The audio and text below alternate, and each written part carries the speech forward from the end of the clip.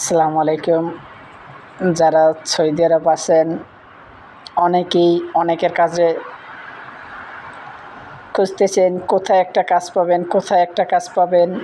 কিন্তু আমাদের বাংলাদেশে অনেক লোক সৌদি আরব আসার জন্য পাগল হয়ে যাচ্ছে। তারা হয়তো বুঝতে পারতেছে না আবেগ, অনুভূতি, পরিবারের দায়িত্ব।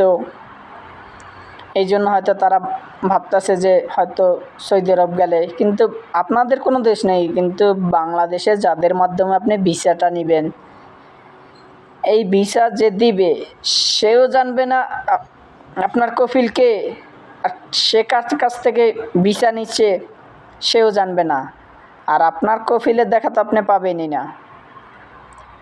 তাই যদি আসতে চান ভেবে চিন্তে আসেন সৌদি আরব।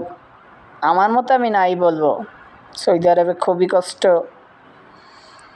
অনেকে রাস্তায় রাস্তায় ঘুমাতে হয়েছে, রাস্তায় রাস্তায় থাকতে হয়, খাওয়া দাওয়া ঠিকমতো হয় না। অনেকে বাংলাদেশে চলে যায়।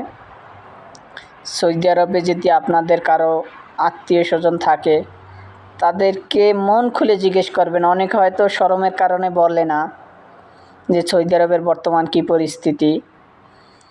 একটু ভালোভাবে জিজ্ঞেস করবেন যে ভাই আপনারা কী পরিস্থিতিতে আছেন।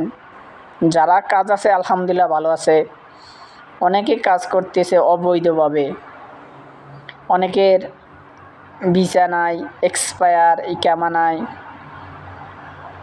অনেকের কফিলে কাজ করে ঠিকমতো বেতন দেয় না, খানা টাকা কোনো মতো দেয়, থাকার জায়গা দেয়, অনেক জায়গায় থাকার জায়গা দেয় না, খাবার দেয় না, খাবার আপনার নিজের হলেও টাকা ঠিকমতো পাবেন না। ভেবে চিনতে দেখেন সৌদি আরবের বর্তমান যে পরিস্থিতি, আমার মতে না আসাই ভালো। বাংলাদেশে প্রত্যেক দিন যত মানুষ